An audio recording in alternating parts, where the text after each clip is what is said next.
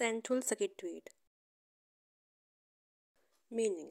Central secretary एक supreme agency है जो कि गवर्नमेंट की पॉलिसीज़ बनाती है।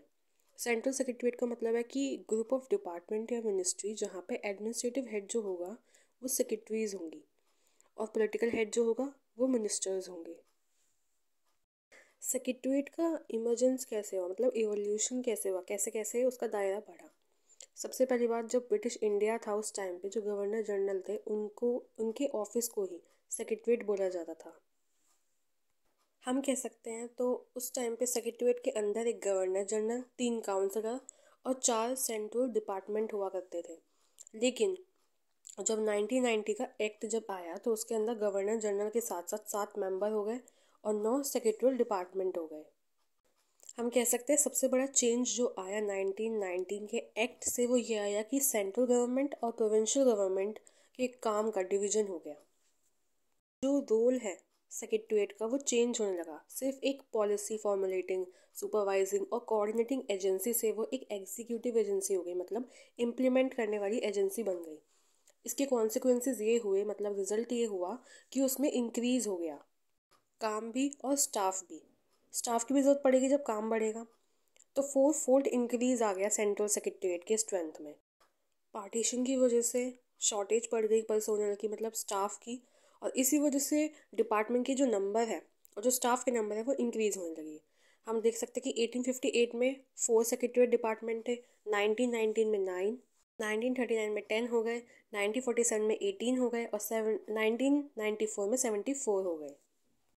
अब आते हैं अपॉइंटमेंट में। अपॉइंटमेंट कैसे होते हैं सेंट्रल सेक्रेटरी में? 50% जो है वो लिमिटेड डिपार्टमेंटल कॉम्पिटिटिव एग्जामिनेशन से होते हैं जो यूपीएससी करवाता है, और जो 50% बच गए वो सीनियरिटी से होते हैं।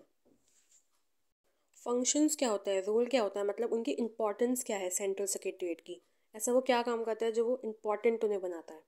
सबसे पहला काम है मिनिस्टर को असिस्ट करना, जिसमें जो गवर्नमेंट पॉलिसीज़ बनाती है उसके फॉर्मुलेशन में वो असिस्ट करते हैं मिनिस्टर्स को। दूसरा कि वो डाटा और इन्फॉर्मेशन प्रोवाइड करवाता है जिसके बेसिस पे पॉलिसीज़ फॉर्मुलेट होती हैं। थर्ड है कि वो लेजिस्लेटिव ड्राफ्ट बनाने में असिस्ट करते हैं, उसकी प्रिपरेशन को, मतलब जो भी उसमें काम होता है प्रिपरेशन के अंदर उसमें असिस्ट करते हैं। फोर्थ आता है engage in collecting information for answering parliamentary question. जो पार्लियामेंट में सवाल पूछे जाते हैं मिनिस्टर से, उनके आंसर्स कैसे दें, मतलब उनकी इन्फॉर्मेशन जिसमें वो आंसर बनते हैं वो सारे कलेक्ट किस में करते हैं, सेक्रेटरीट करते हैं। लास्ट आता है कि सेक्रेटरीट जो है वो कंसल्ट करता है मिनिस्टर से कॉम्प्रिहेंसिव व्यू पॉइंट बनाने में। इसका मतलब ये है, कॉम्प्रिहेंसिव व्यू पॉइंट का ये मतलब है जैसे कोई फाइनेंस का मुद्दा आ गया तो फाइनेंस डिपार्टमेंट से जो कंसल्ट करेगा वो सेक्रेटरीट करेगा, और फिर कंसल्टेशन जो हो जाएगी, मतलब उसको कंसल्ट करके फिर मिनिस्टर्स को वो बताएगा कि ऐसे ऐसे इसका हम सोल्यूशन निकाल सकते हैं। मतलब वो डिफरेंट डिपार्टमेंट से जुड़ा रहता है, उनसे इन्फॉर्मेशन कलेक्ट करता है, और कोई मुद्दा आ जाता है जैसे कि मैंने एग्जांपल दिया फाइनेंस का, तो फिर फाइनेंस मिनिस्टर्स जो, मतलब फाइनेंस का जो डिपार्टमेंट होगा उससे वो सुलह मशवरा करेगा। हम कह सकते हैं कि सेंट्रल सेक्रेटरीट जो है वो एक मेन चैनल ऑफ कम्युनिकेशन है, मतलब कि वो एक बीच की लाइन है गवर्नमेंट और उसकी एग्जीक्यूटिव एजेंसीज जो हैं जो काम करती हैं इम्प्लीमेंट करने का, उनके बीच में। सेकेंड लास्ट आता है कि डिसीजंस जो लिए गए हैं, पॉलिसीज़ जो बनाई गई है गवर्नमेंट के द्वारा, वो इफ़ेक्टिवली कैरीड हो पा रही हैं, इम्प्लीमेंट हो पा रही है बाय द फील्ड ऑफिसर्स। ये देखने का काम किसका है, सेंट्रल सेक्रेटरीट का।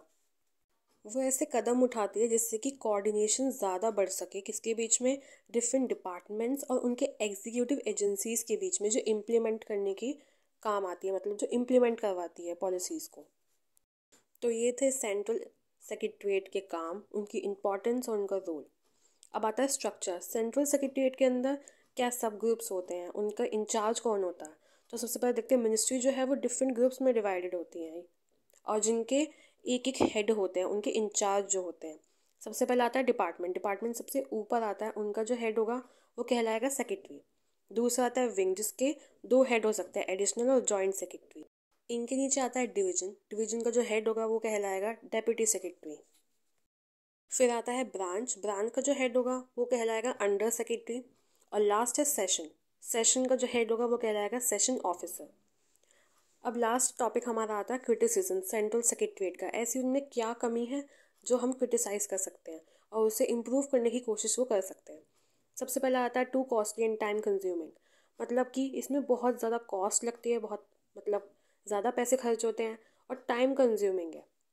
दूसरा आता है sense of superiority towards other officers, जैसे कि हमें पता है कि जॉइंट और एडिशनल सेक्रेटरी में बाहर से भी स्टेट लेवल से भी अपॉइंटमेंट होता है, तो उसका एक ये ड्रॉबैक हो सकता है कि जो सुपीरियर है वो उन्हें एज अ इंफीरियर ट्रीट करेगा।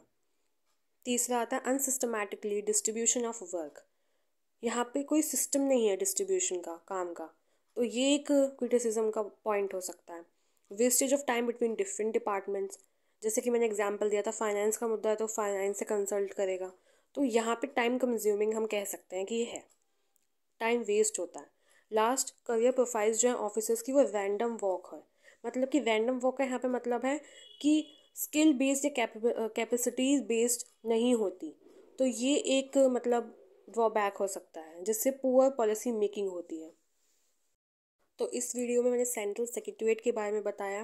अगर आपको वीडियो अच्छी लगी तो प्लीज़ चैनल को सब्सक्राइब करें और वीडियो को लाइक करें और शेयर करें और कमेंट करें कि आपको कैसे ये वीडियो लगी और क्या क्या आप कुछ और चीज़ें या टॉपिक पे वीडियो चाहते हैं या इसमें क्या इम्प्रूवमेंट हो सकता है। Thank you.